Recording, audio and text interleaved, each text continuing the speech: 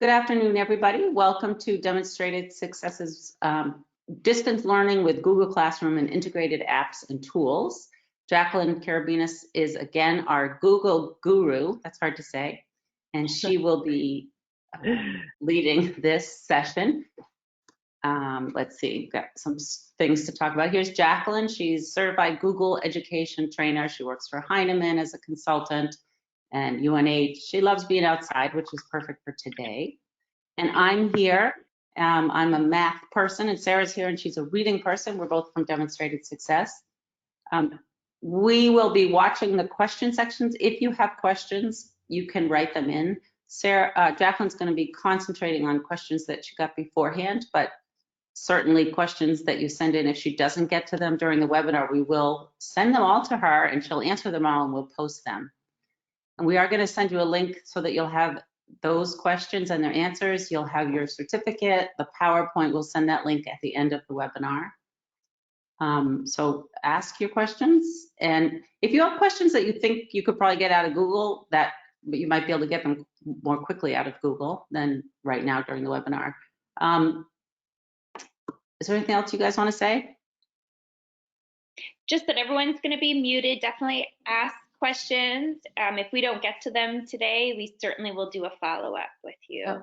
Make sure the questions are answered. And we want to thank the DOE because they are providing this for everybody. And we've had so many people come to these, especially the Google webinars. They've been great. So definitely thank you to the DOE, and thank you to all the teachers. You do know that we have been, in New Hampshire, been recognized. I can't say we because I'm not one of the teachers, but New Hampshire has been recognized as one of the top states for online learning, and that's pretty amazing, really, considering how little we are. So thank you for all of you guys. And I want to point out that the DOE has also put out this New Hampshire Learns Remotely site that you can go to. There's lots of information out there. So if you have so much free time that you can actually take some time and look at it, please do.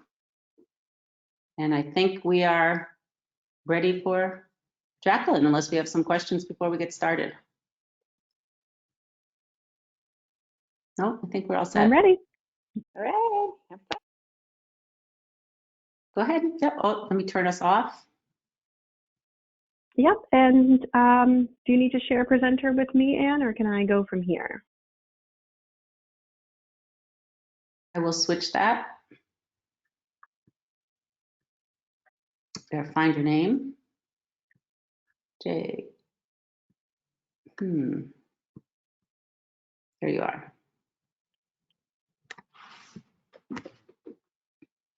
Got it? Mm-hmm. Okay, good. Great. Yep, great. Okay.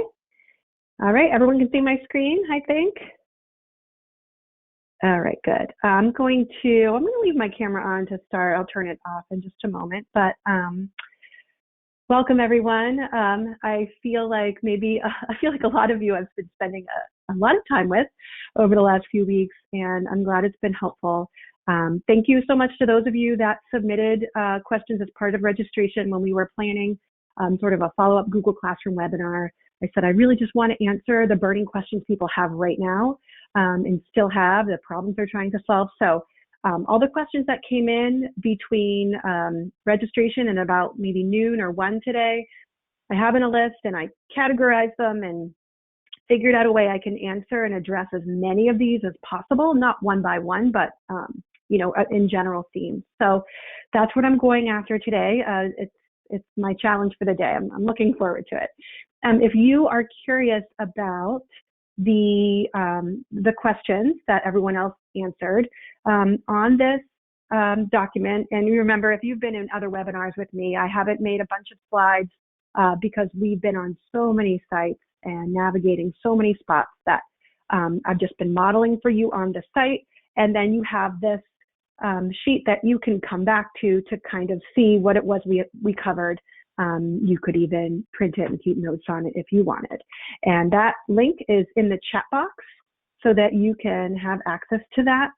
And I'll just pop it in there again in case you missed it.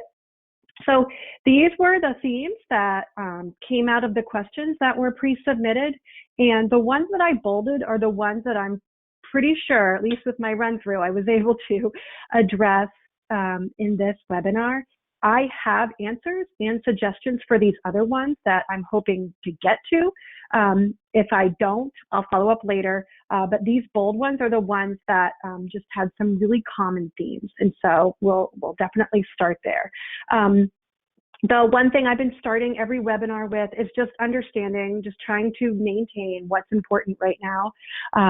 Relationships and community, considerations for those you serve, has to remain at the heart of everything we're doing, because this isn't business as usual. We can't make 40-minute videos and upload them and expect students to sit and sustain through that. It's not the same. We can't take face-to-face teaching and just plop it online. It doesn't really work. It doesn't really work well that way. Really prioritizing what the curriculum is right now. It's not going to be, well, we ended on Unit 4, we're starting with Unit 5 now. You may have to sort of rethink that with the time that we have between now and the end of the school year and what it is you need to accomplish, and always choosing the tech and tools that support those goals. Something else that's popped up a lot is just this idea of online learning, and you're all learning so much. And my little pep talk to you is that you're learning overnight the tech skills, the tech fluency, the online pedagogy, what works, what doesn't, what engages kids, what doesn't. You're learning all of this overnight, and this takes years and years and years it is a craft that you hone just like you do your face-to-face teaching craft. So please hold yourself in compassion. Someone asked the question, how long have I been doing this? I've been in education almost 20 years, and I've been doing this kind of work, whether in my own classroom or others, with integrating a variety of technology tools for about 10 years.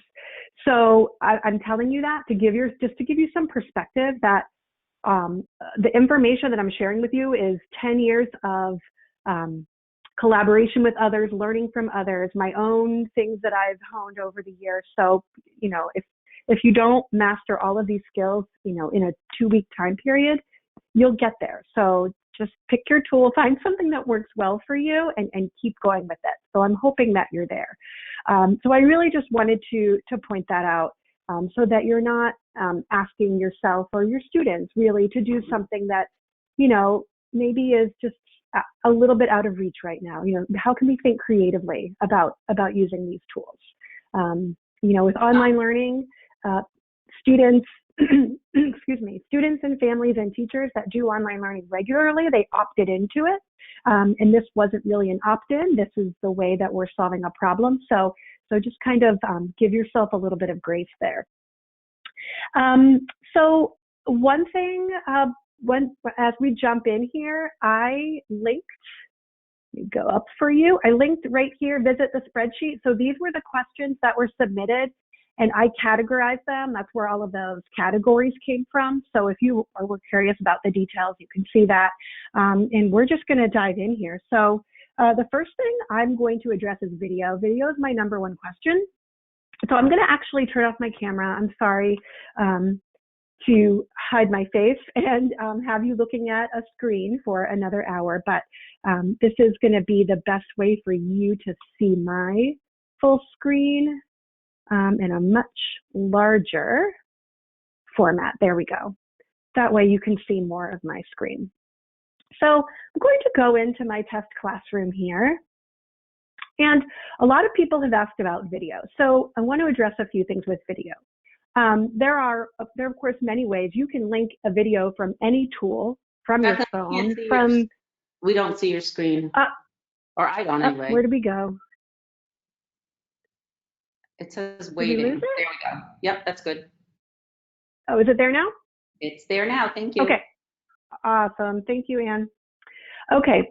So the thing with video is to understand that when you are attaching something to a post in the stream or to an assignment in classwork, this add button will help you to pull a video from anywhere that you have it. If you have the link to the video elsewhere, you have the video saved as a file on your computer, you have the YouTube link you want to pull from, you have the video in Google Drive. You can add any video in this way. Something to consider is how the video will be displayed and the way you want your students to access it.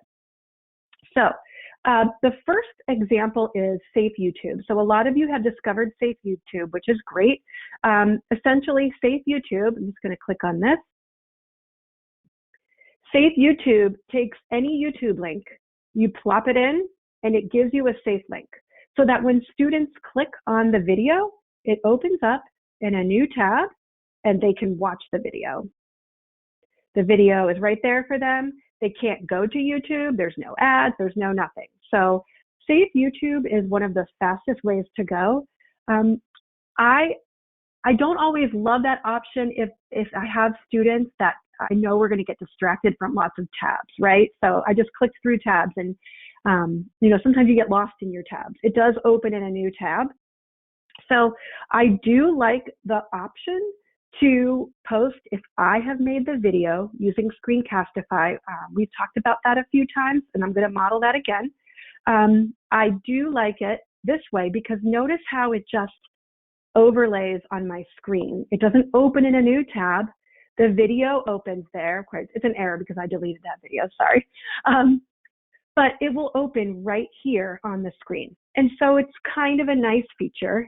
Again, you have to work with your IT people and your G Suite admin to set everything to YouTube so that, maybe only teachers can create channels or teachers can have access and their accounts linked to YouTube. You have to decide that as a school or district.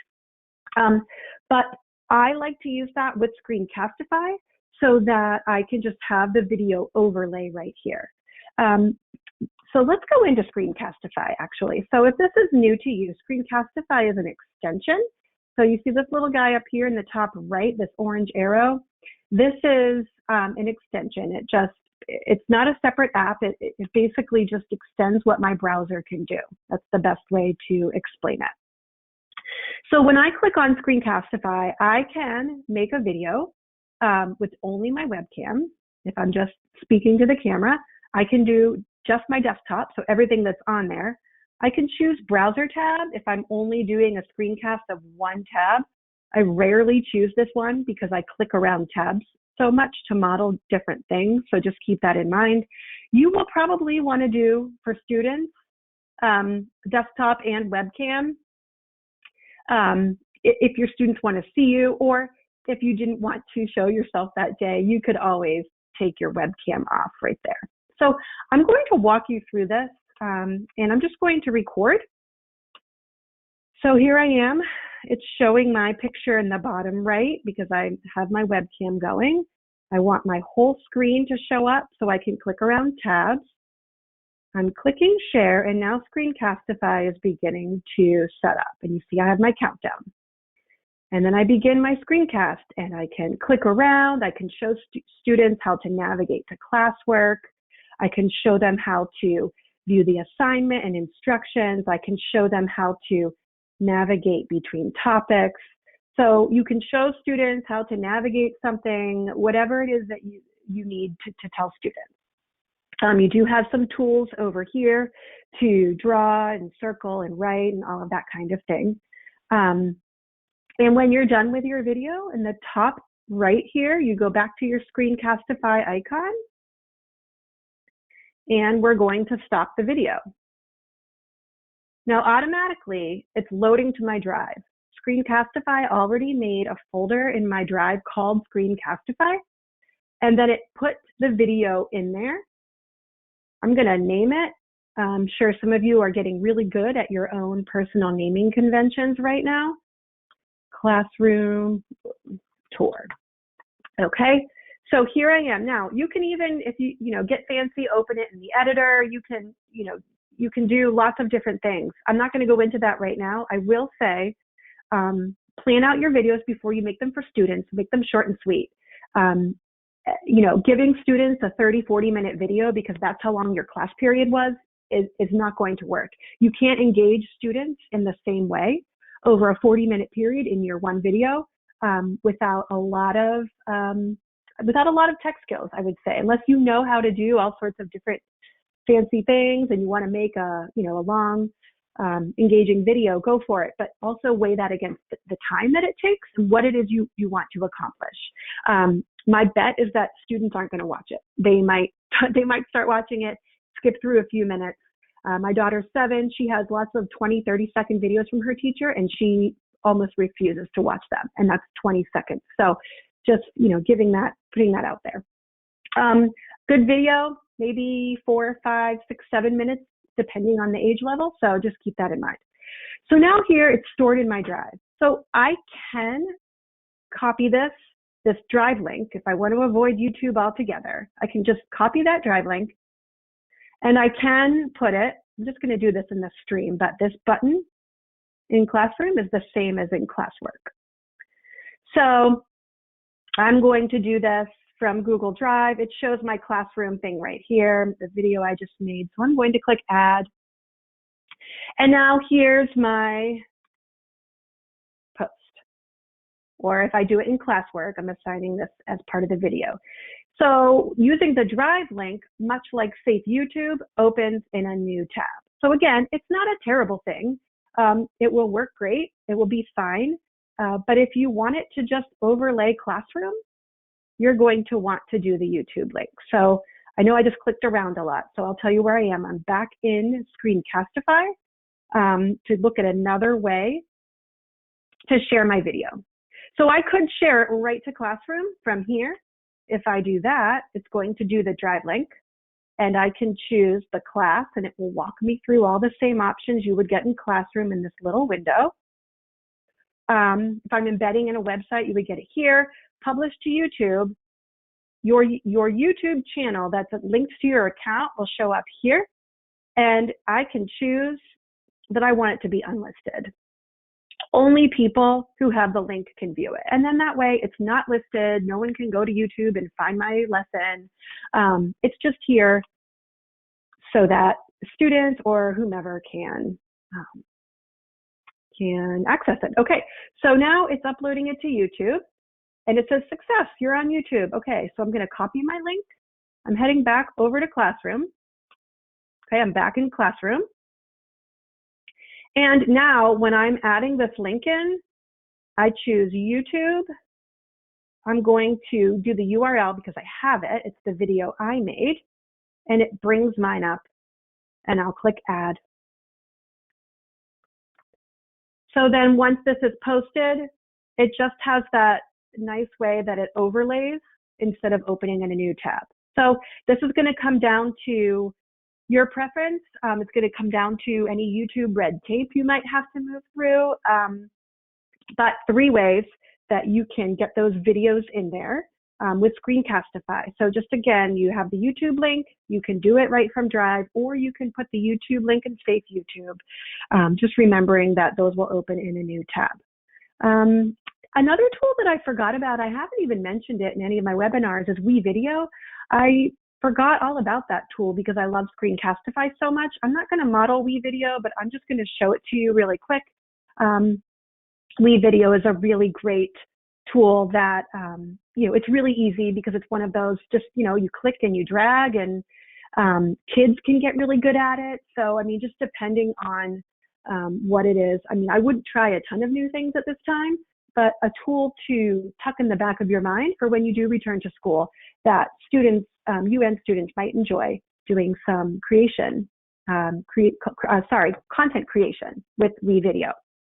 So that was the quick overall of video. I'm going to jump back over and look at, somewhat related to video, photo. I put those together. So I got a lot of questions about photos. How do I have students submit a photo? How do I have students, add a photo to an assignment? So I'm going to jump over to that one. And if you have more questions about video, I can answer those probably following the webinar. So I'm going to take a look at an example assignment that I made with with a photo. So make this bigger so you can see it. Okay, here I am. I'm in the instructions in this assignment. So this assignment was geometry in your world. The assignment, I really just gave very basic instructions here just for example for today. you'll want to organize your instructions in the way that best suits your age level and the students that you serve. So this is basically saying you're going to go look for right angles in your world, and you're going to add your picture here. And so when it was assigned, I'm going to take a look here. Oh, student 2 has it. So hopefully student 2 will get to this assignment and we'll be able to do that. So I'm actually going to assign this to the, let's just say I have student 1 and student 2. These are my pretend students. I've had a lot of requests for seeing the student side of things. It's really hard to show back and forth on a webinar, but I've got a window up and ready for you. So I'm going to skip over to myself. Oops, sorry. Is it this one? Yes, this one. Okay, so here I am as a student. Okay, so I just clicked around a lot. So just notice you can see this black part of my browser right now. This is my student view. So now I'm viewing this as a student. So I'm going into classwork. I'm going to take a look and see, all right, what do I have here? Here are my options of things that I need to do. View my work. What is it that I need to complete? Oh, there's that new assignment, geometry in my world. And I submitted this photo in a couple of ways, and I'm going to show you. So the right angle was at the corner of my computer. There are a few ways to do this, and it's going to depend on what device your students are on. It's also going to depend on their tech fluency and their tech skills. So you have to think through this if this is something you want to do. So the assignment was to post a photo, and other students aren't going to see the photo. It's just for students to show me, you know, we've been working on angles for a week. Can you show me what a right angle is? So that's my goal here. And so to post this assignment, or to answer this assignment rather, when the student opens it, they have their assignment box. I'm going to do this in this new one here. There we go. And so they're able to click add or create for their assignment. Now, if they are on Classroom app on an iPad or an iPhone or a tablet or Android tablet, it's really easy. So there's an option when you do create on the computer, you get a lot of options, but you don't get the take a picture. They need to add this feature. I think they haven't because it's going to be different on so many devices, but it would be a really nice feature for students to just be able to do. You know, take a picture right from their webcam and to put it right in here. On a tablet or phone, that option is there. And so that is how I did that example. The way they would do it otherwise is they would have to take the picture, whether with their Chromebook or a tablet, and they would have to put it in their drive. And so I'm going to jump back over to my drive to show you how to do that, so that you can maybe walk students through that if you want to. So here I am in my drive. Let's say I took a picture and I wanted to, it was on my computer and I wanted to upload it into my drive. I would choose new and then file upload. If you did it on a tablet or on a phone, it goes right there. So you won't need to do that. This is just if you're on a Chromebook or a laptop. And so if you've taken the picture elsewhere and you're putting it in your drive, you could put it in your drive on the device, or you could email it or send it, AirDrop it, whatever it is, the tool that you're using to the device, and you can upload it. You just choose file upload, you find the picture and select it. I feel like this is a lot of steps. So it really seems like it depends on what you think students will be able to do, because now I have it in here. It says it's an image and saved in my drive. And so now that I have it, I can put it right into my assignment. So let me jump back to my student view again. Sorry for the clicking around, but I want to make sure you see this from the student view. So if I click add or create, I'm choosing from Google Drive. I'm choosing my photo. I click add, and I can turn it in. And it's saying, okay, I'm doing all of these attachments. All right, now remember, this is the student view. So if I didn't understand, or if I wanted to tell my teacher something, I could add the private comment here. If I wanted to share a comment with the whole class, if I said, I don't understand this, or this was really fun, or whatever it may be, that's where that would go. Okay, I'm jumping back to the teacher view. And I'm going to refresh. All right, I want to look at the student work for this. And here I can see, student 2 didn't do anything yet, but student 1 did. And I can see all of their work. I can move through students up here, and I can comment on each of their photos. I can add points. We hadn't really talked about grading a lot. I know a lot of people right now are doing 0 and 1. That grace is greater than grades right now, because you just don't know what kind of situation students are in at home and trying to complete work. So, I would do a 0-1 or do an ungraded. That's, a personal opinion. And I can add private comments back to the student. Yay, you did it. I can add the points. Okay, here we are, we're good. All right, that one isn't submitted, so we can't go to that student. Good, all right. We click return, and then the student gets that back in their view. So that is a lot of steps. If students are on a tablet or phone and they are using the classroom app, then by all means, have them turn in a photo with the student. Just tell them to tap add create, take their photo and put it in there. The other thing that I would suggest is not actually in Classroom at all, which is Padlet. And so you may have come across Padlet. I've talked about Padlet before. It's my favorite tool. If I had to ditch all the other tools, I would keep Padlet. This is another way thinking about this assignment. I mean, certainly I want students to do it, and I can't check it off in Google Classroom here. I can go in and manually mark that they did it, but if I wanted to do an assignment that was just something that was engaging and gave them a chance to practice, it wasn't necessarily graded, it was just something for them to try and experiment with, I might give a Padlet. And so Padlets, Padlet.com, you only get, I think, 3 or so free Padlets, but I do think they're offering a deal until the end of June. And you can pick all different kinds of ways to organize. I have these organized in columns. So maybe on Google Classroom, I posted in the stream and I said, hey, if your, birthday is between January and May, see how many right angles you can find and post a picture. Or if your birthday is from May to August, post a picture of an obtuse angle that you find in your living space. So just an idea, something to do. You can organize them in columns, in a grid. You can, let me go up to the settings really quick here. There we go. The settings are up in the top right. And students don't need an account. They can just click plus. So right now I'm in the student view and I could say, my name is Sarah.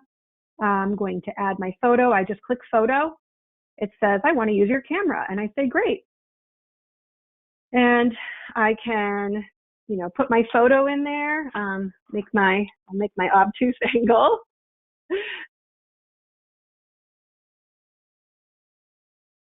Okay, I'm saving my photo. And there it goes. I found an obtuse angle. So with something like this, it's always good to post an example, give directions, just so students know that they should just put their first name. Just kind of lay the land for students of what they're supposed to do on here. It's very simple. You click plus.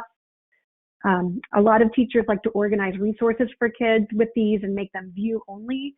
So then you just send the link to kids and they don't add anything. They just use it to find the videos to support an assignment or whatever it may be. Really a fantastic tool. So just to kind of circle back to the picture question, yes, you can do it in Classroom. Easier on a tablet or phone. I personally think Padlet would be the fastest way to do this. Yes, students can see each other's work. See, I broke my own rule here. I said, remember not to include photos of people. I included my own photo.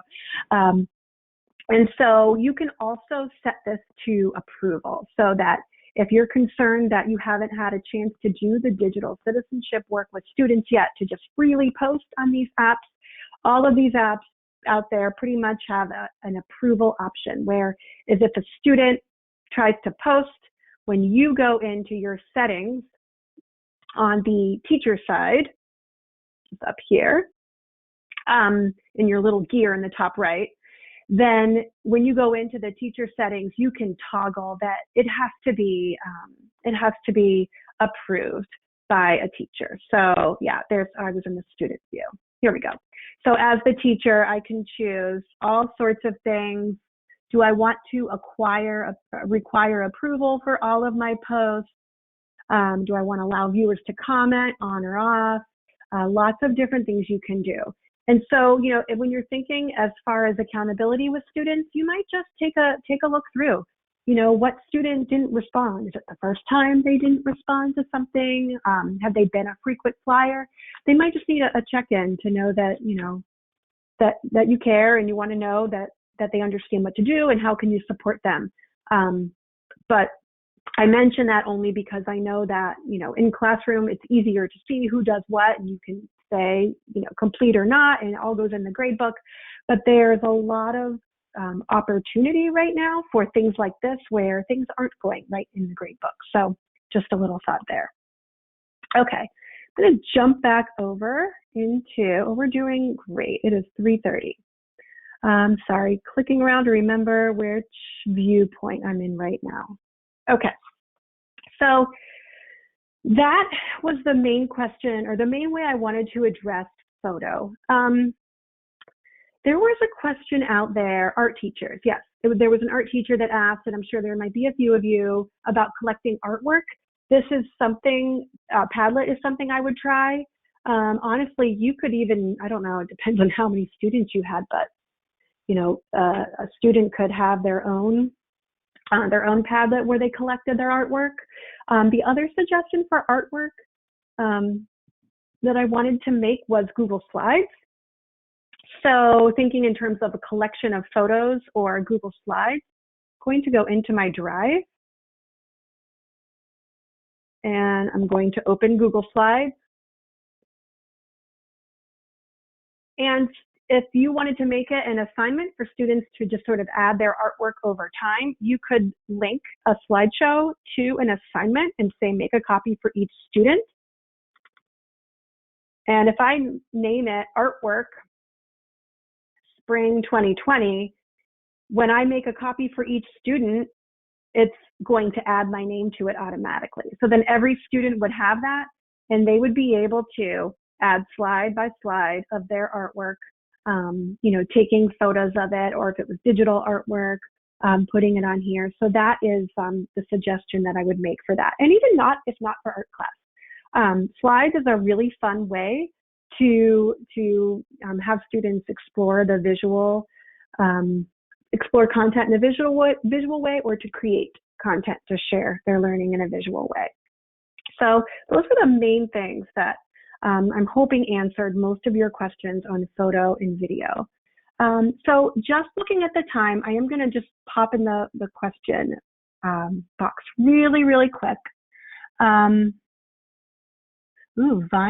Vineyard. I don't know that, Monica. I've never heard that tool before, so I'll have to take a look.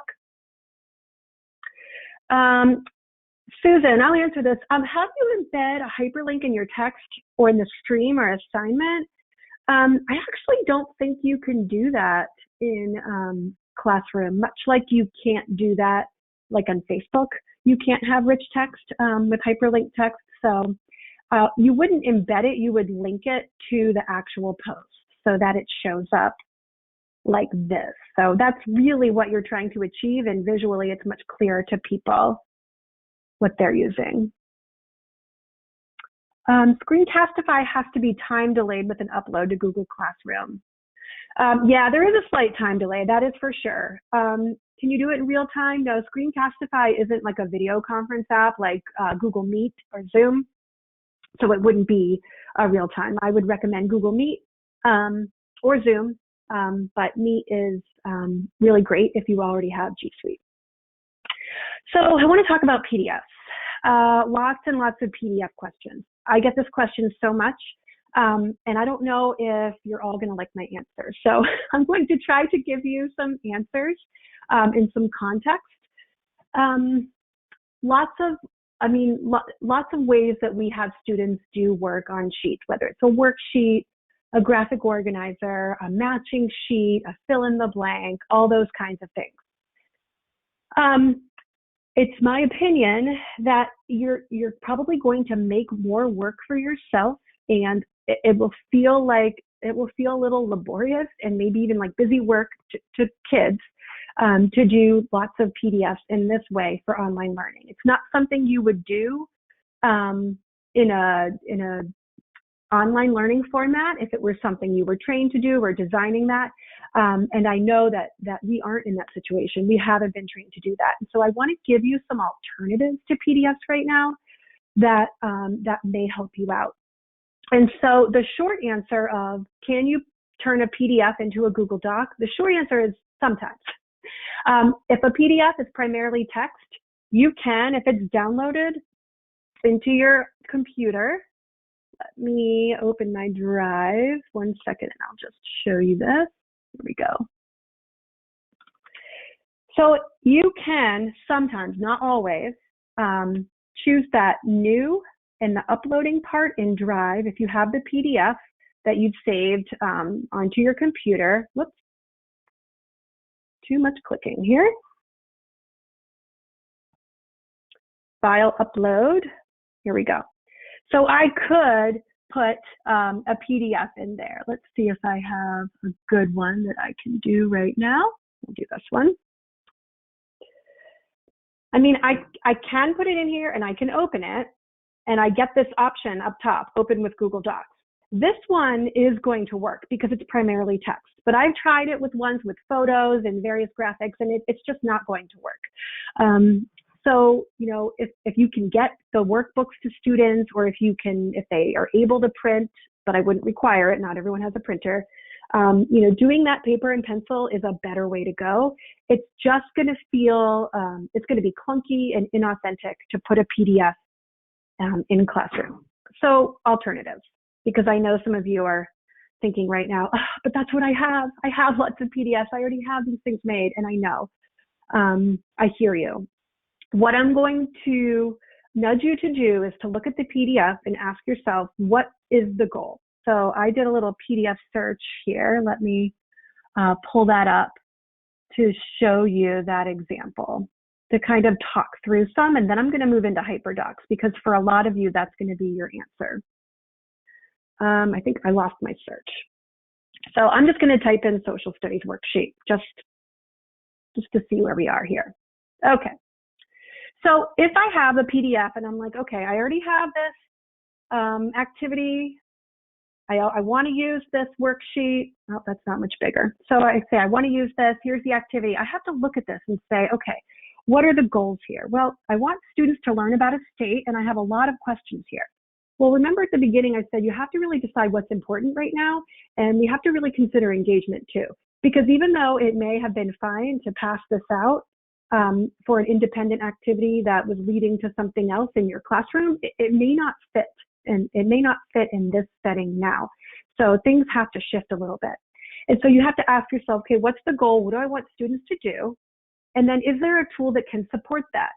Could students create a slideshow where they can all edit their own slide with these facts that are listed here? Could students design an inquiry about a state? Maybe you post a map of New Hampshire and you say, okay, go over the next 3 days, comment with all the questions you have about New Hampshire, and just let the student questions drive the inquiry. And then once you see the student questions, then from there, you can figure out, okay, here's how we're going to answer these questions as a class. Maybe each student makes a slide, or maybe each student, if they already know how, is making a video, something like that. And so really thinking about the goals. I know that something like a matching worksheet or a fill in the blank is something that students can do independently, and that is probably the number one reason why people want to do this so much. But it ends up being a lot of clunky work for both the teacher to create it and for the student to access and upload and do all the things. So my other suggestion is if you have a PDF of a worksheet and you look at it, you say, no, I really want students to do this, then my approach is always, I just assume it can be done. There's a tool out there for it. So let's say I wanted students to answer questions or fill in the blank or do a multiple choice. Well, your answer is always Google Forms for that. If you're someone that keeps wanting to do the PDF or upload a worksheet thing, you're just going to want to make Google Forms your best friend. Make it your tool that you get really good at. I'm just going to jump into a previously made form. So Google Forms can become your tool, and you can make them for gathering information. You can make them for a survey. You can make them for a quiz. You can add the feedback. I need to do a whole hour on forms, but if you want to really tackle Google Forms as your tool, and you think, yeah, this is going to save me right now, YouTube is your friend. The Google EDU in 90, I'll link that in the resources. It's basically, they're short videos. A lot of people have great videos out there about short ones, 2, 3, 4 minute videos about how to create Google Forms, add your answer key and feedback, making things multiple choice. And so I know some of you might be thinking now, oh, but isn't this more work? I have this worksheet, like now I'm making a Google form out of it. It's just been my experience that it is faster to make a form for something like that, and much easier for students to independently click. Even little ones, K1, they can click, these little radio buttons. They can click checkboxes. You can put images in there. I mean, it's for all ages. Your Google form will pretty much fill that need if you're someone that's really used to doing a lot of things on paper. While I'm in Google Forms, I'm just going to quickly talk about the Equatio extension. Sorry, I lost my word for a moment. Because there were some math people that submitted some questions about math apps. And I'm going to post a link for you of a great place to find ways to teach math, integrating with Google Classroom, because I know I won't get to them all right now. But Equatio is an extension. So this little friend up here in the top right, this blue one, it's an extension that works for free across a couple of apps, and then paid works across all apps. And so this is basically an equation writing app. So I'm going to click it to get it started to run. All right, we're in.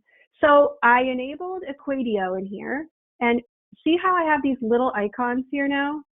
Now it's showing me that anywhere there's a cell to fill in to create something, I can now open my Equatio editor. Let's see if it will there we go. Moving a little slow. So you see my little bar I got at the bottom here? So I can raise it up, and I can handwrite. I can do handwriting if I'm on a touchpad, a touchscreen Chromebook, or if I'm on a tablet. I can open my editor here. So the great thing about this is that you can speak them in. So watch this magic. It's so exciting.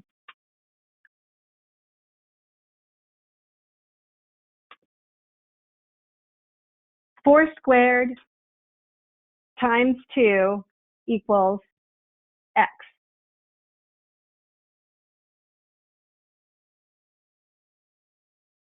Okay, and look at this magic over here. Who's excited right now? I am.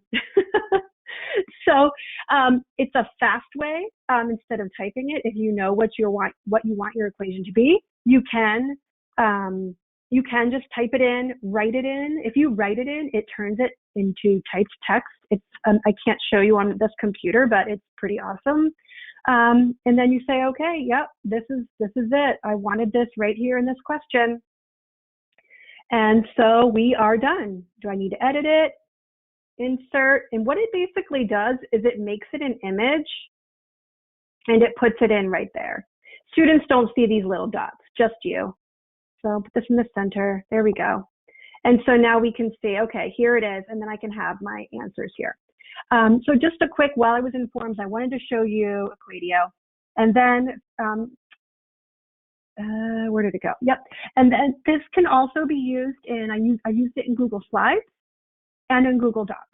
So if I needed to make a slideshow presentation to model, mathematical equations for something, I don't know, I'm not a math person, but Anne, you'll appreciate this one.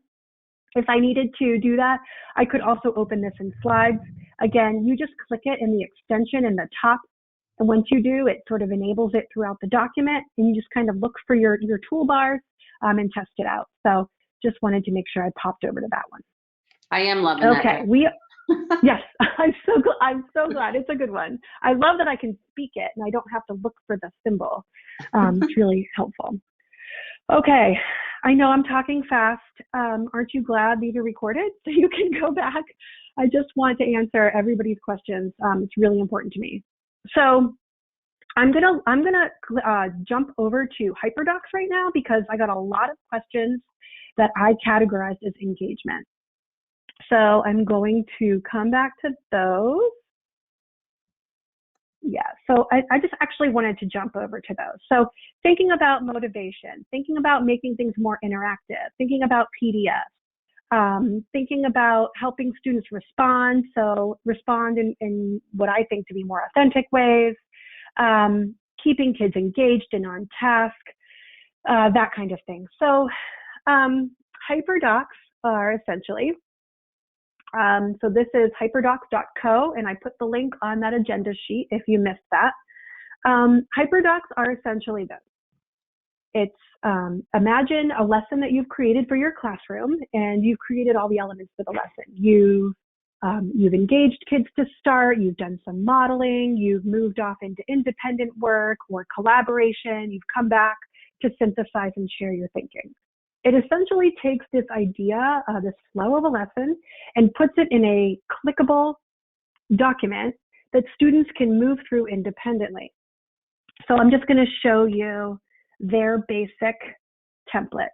Now, hyperdocs.co is a teachers give teachers kind of situation. That's what they call it, teachers give teachers. So basically what that means is people submit hyperdocs that have already been made, called hyper because of the hyperlinking and the clicking. You can make copies of, and you can use anything anyone has made.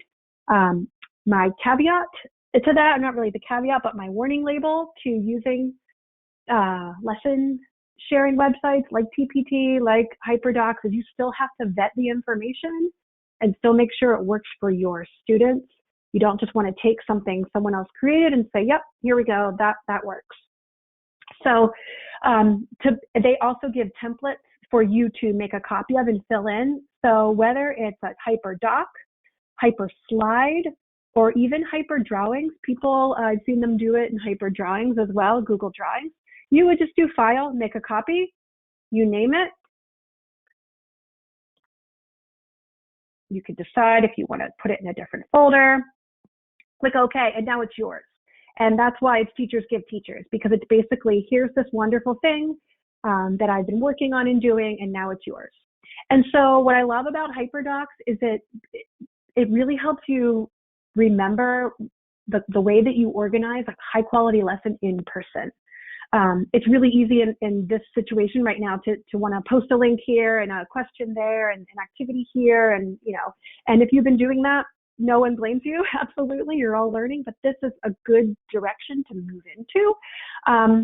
And you put the content right here in the template to engage them. You give them a link to go somewhere and explore.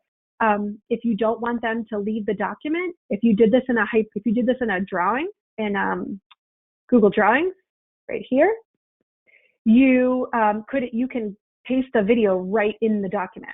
It's beautiful. You can explain, then they apply, share, reflect, and extend. I see there are some shorter ones of this template where they just do engage, explore, explain, apply, extend. Maybe your share and reflect is happening elsewhere, or maybe this isn't the end of you, whatever. It just depends on where it is. And it engages kids visually as well. And so this really helps with the engagement factor, because you could create one of these and it could last a week. So the final question that I'm going to get to today is organization of classwork. It's driving you all crazy that you can't make folders and archive and organize and whatnot. And that's probably happening because you're posting a lot of assignments because you got started and you dove in and you're doing awesome. If you post something like this could be a week's worth of sort of process and activity for students, and they aren't turning it in for another week. And so think how many fewer assignments or things that you need to track down from a hyperdoc. I will just quickly go to a sample. Here we go. There's lots of them in here. And again, you have to vet them. Not everything that's on a lesson sharing site is going to be fantastic. So you just kind of want to, make it yours. I'll just open this one. I think I've seen this one before. All right, and so you can see that this looks like one that was used in the classroom. These are really great to use in the classroom too, and it walks you through all of the steps: the discover, the engage, the apply. You put the links in, you put the images in, the links would go to a video, or the links would go to a document students needed to read, or the links would go to, a doc to keep notes, or the link might go to a Padlet. Discover, your teacher will break you into 4 groups. Well, head over to the Padlet, click here, and look at your group's videos in Group 4's Padlet or something like that. So that's where hyperdocs are going to save you in terms of engagement and in terms of too many things being posted at once. So again, that's hyperdocs.co. Sometimes people think it's easier to go find one similar to your content, make a copy, and then edit it. I'm much more the other way. I feel like if I take the template, I get the template, it's empty, and I just start fresh. I keep it simple and I plop it in just like I was designing a lesson for my face-to-face students, thinking through that process, and you can plop everything in that way. Hyperdocs are a great thing to collaborate with others on. If you're on a team, maybe you and your team, or the math teachers in the building, or all the 4th grade teachers could collaborate and create a hyperdoc for a unit. Really will save time and it will engage students more. Okay, how are we doing? Looking at my list here. All right, let's talk about the organization. So I know this is driving people crazy, and there are a lot of workarounds for it. And once you find your workaround, I promise it will get better. So the first thing to explain is that topics are these large headings here. So I'm creating these as I go, or I create them later, and I can drag things in if I forgot, if I put it in the wrong topic, I can drag things around just like that. Topics are also movable. So right now, if I wanted to move Unit 2 to the top, I can do that. And then everything will just start to move to the bottom. So your topics, I know a lot of you are saying this is just getting really full. You just thinking forward, you just might want to start thinking about organizing them by unit, or you could do by week and then just shift them down. And then just cue students to always look at the top. So the other question I've gotten is, well, if things at the top are new, but a student missed something way down here, how do they know they missed it? You need to teach students to click on that My Work. So when they're in there, so we're here in the People tab. If I click on Student 2, I can see everything that Student 2 has been assigned and what's missing, what's been turned in, what's been graded. They can do that too.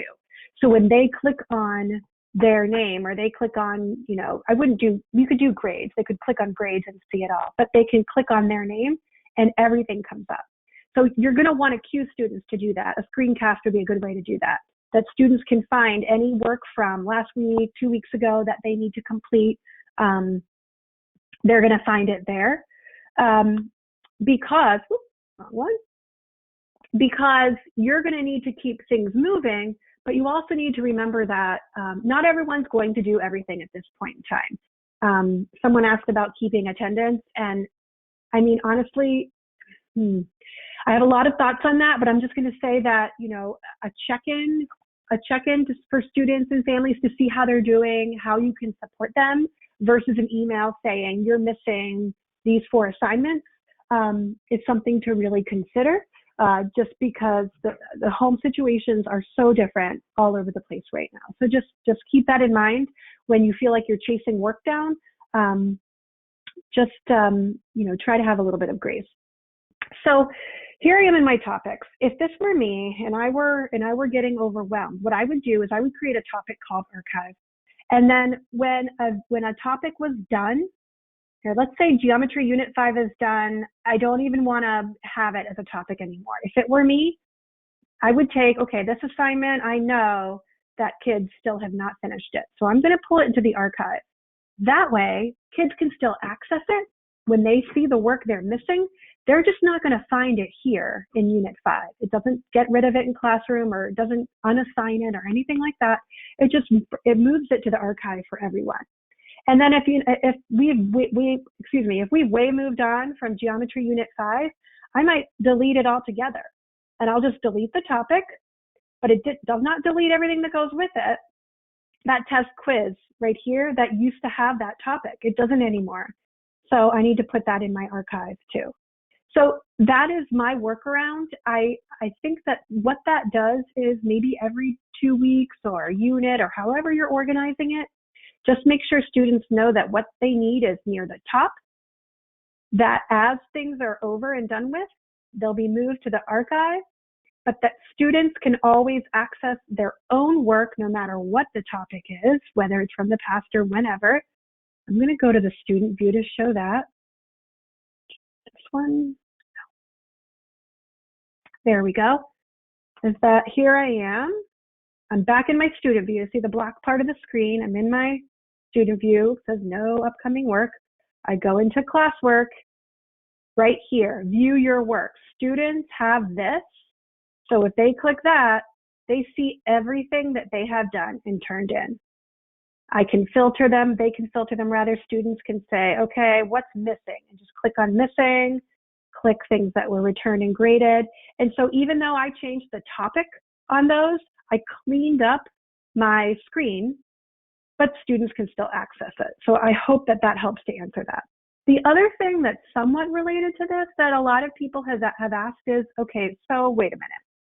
I've created a document from Classroom, and they say it's in my drive, but I don't know where. So something to understand is that Classroom is this home base. Classroom is integrating in the background. It's working with all of these apps. It's working through links. It's working through Drive. It's putting everything there and organizing them. And so in Drive, if you have, let me go back in here for you. In Drive, you have a folder called Classroom. And when you open that folder, every classroom that you've ever created is here. They're all here. And then it goes down from here. So here's my grade 5 superclass. I open that. All of my assignments are showing up. Great advice I got once from probably Alice Keeler. If you haven't landed on her site yet, you're going to want to do that. She gave the advice of numbering your assignments in a class so that the way they show up in your Drive is not alphabetically, but ordered by number. So if I was in Classroom and I called Geometry in Your World number 1, then I wrote Geometry in Your World and numbered them that way, then they will show up. If you're super type A and you want things like that, that's a little hack for you. But you don't really need to, I mean, you can access things here. Like I can quickly pull up everyone's assignments. And it's good if I don't want to go into Classroom and just quickly see, oh, here was that piece of work from student 2. Let me pull that out. You don't need to go into your drive to actually do that. Oops, let me go back one, sorry. Here we go. But you can do everything from right in Classroom. So the question is, if you created something that goes with this assignment, or a assignment rather, that went with that, it's going to be in here too. So because you created it in Classroom, it automatically puts it in your Classroom folder, then the classes folder, and then you'll see it here. So here's this narrative piece, and I can see it here. That's where it's going to be. It's going to be a personal decision for you if you create things first and then link them, or if you create them, here we go, we'll do this, or if you create them in here. So the create button was added maybe a year and a half ago, so that you could do it quickly. You could just quickly create the blank slide template that everyone's going to get a copy of, or the doc that everyone's going to collaborate on, or whatever. You can create it right from here, but that's going to put it in your Classroom folder. If that's driving you nuts, then don't use the create button.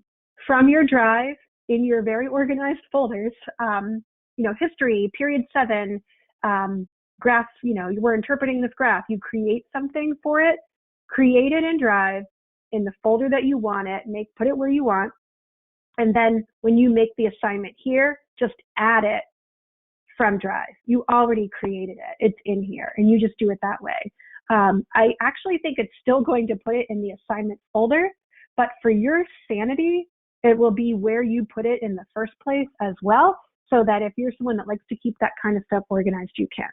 All right, it's 4:03. So last thing. Keep trying not to go over, but it's so hard.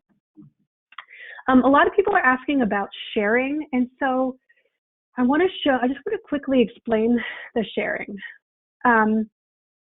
Classroom does what Classroom makes the sharing seamless. So you know that you can, when you link a document in Classroom, you can do view only, all students can edit, or make a copy for each student. So those are your choices. And before Classroom, and I lived this nightmare, it was so hard. You would have to create something, post it elsewhere, and then it would be a mess. Sharing settings, editing access, your drive would be a mess. Things were disorganized. It was absolute chaos. I don't even know why I did it. But for sharing, you want to do all of that in Classroom. I really don't recommend going into an assignment in your drive that was in Classroom and messing with the sharing settings. You're going to end up causing yourself a headache later. I would just do everything right from within Classroom, so that you remember how you gave it to students, that you gave it to those assigned students, as everyone got their own copy, as everyone can just view it, or as everyone is collaborating on the same one, which is not as common unless it's a really small group or a partnership. So looking at, where did my sharing go? Sorry about that. So in Drive, we have similar settings, but like I said, you really just want to stick to that in Classroom, so that you don't have the mess of who owns the document and when, and it just gets really messy. So I wanted to make sure I addressed that. So it is 4:05, and I just want to say that jump back over so many tabs. Jump back over to our agenda document. Oh, here we are. So there were a slew of questions about Meet and Hangouts. I'm going to direct you to, there's a recorded webinar from last week on the Demonstrated Success site. There was a webinar on Hangouts. It just appeared yesterday or today. I mean, they're changing things by the day. It's awesome. That in Classroom, you can generate a Meet link right from Classroom. And it's I don't know, it's really exciting. I wish I had time to show you more of that, but just kind of play with that so you can see you can generate the Meet link, and it helps you walk through those safe settings that Jen Loughton taught you last week, which is creating the nickname for the classroom and then reminding you how to make sure that students can't re-access that link. So it's very exciting. I'm really happy they did that. My content area friends, phys ed, world language, art, math. I got a handful of questions. My advice to you is find a community of people, find a Facebook group, go to Twitter, find someone to collaborate with and share ideas. Phys ed, there's a lot you can do with goal setting. World language, definitely use Flipgrid. Look that up. That's going to be your buddy for this. But Alice Keeler's site, alicekeeler.com, she is just the longest standing wealth of knowledge on Google Classroom. If you search how to teach math in Google Classroom, she has like 20 different links and ideas of things she's done. She's brilliant. So that's linked at the very bottom. I'm almost sure I put her down here. Yep, Alice Keeler. So you'll be able to find it there. I am going to jump into the questions after I get them, after the fact, and I will answer anything that's left. And if you're trying to problem solve something, or if you want to move into hyperdocs, or you're really trying to make a shift and change, please don't hesitate to email me. I really love problem solving. And there's just so much to learn that we could try to make it fun. A lot of the links that I referred to over time are here. A lot of things for you. Oh, this one's really good for your K1s, K1-2s out there. They have a lot of great ideas for choice boards and ideas for littles. So I'm hoping that is helpful to you. So with that, I'm going to pass that over pass this over to Sarah and Anne. And thank you for all your hard work. You're doing an amazing job, and I will talk to you soon. Hi, everybody. Can you hear me? Yes. Great. Yep. Thank you so much, Jaclyn. You have given us so much information. It's hard to keep up sometimes, but watching this again, every time I watch one of your videos again, I learn so much. I get little snippets each time, and then I watch it again and I understand. So it's really helpful. Thank you. I took copious notes. Absolutely. I want everyone to. Oh, go ahead. Oh no, I was just going to say, and I do know I go fast, but if I were to do an individual webinar for every topic, we would be doing these for days and days and days. So definitely use the recordings and go back. Yeah, I think it's actually really helpful because you say so much that I say, oh, I can do that. Oh, I can do that. Oh, I can do this. But then I know it's there, and then I can go back and look for it. So I like that you get all this information in there. I just want to say to everybody that I know that it's only been, 3 weeks, 4 weeks? I can't even remember anymore. And it feels like, oh my God, I should know what I'm doing. Why can't I get this straight? And it's only been a couple weeks. So we have to be patient with ourselves because it can be really depressing otherwise. And thank you so much for joining us. We're going to send you a link within a couple hours that will have a link to the video, or all the videos actually. We have another webinar tomorrow, and this list here, you can see my screen, everybody, I hope. Yep. There's a list here of all the recordings. You can use this YouTube channel link and see any of the recordings from this.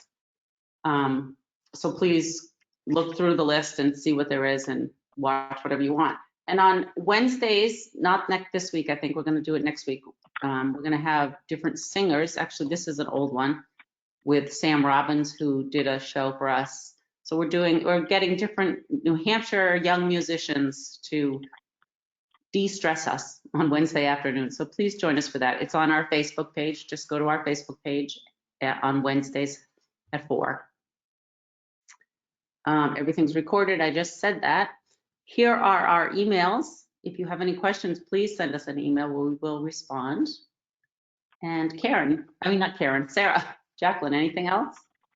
I was just going to say that I kind of was just monitoring the questions, and there were just so many great questions. Some of them I was able to respond to, but obviously, Jaclyn, you're going to have some great conversations in the next few days ahead when you go through these questions. And I just really appreciate everyone being here today. Thank you. Okay, well, thank you for joining us. Jaclyn? Yes, no, I was just agreeing, saying yes, like it's, it really has only been 4 weeks. So just remember, I've been adding to this knowledge of technology for 10 years.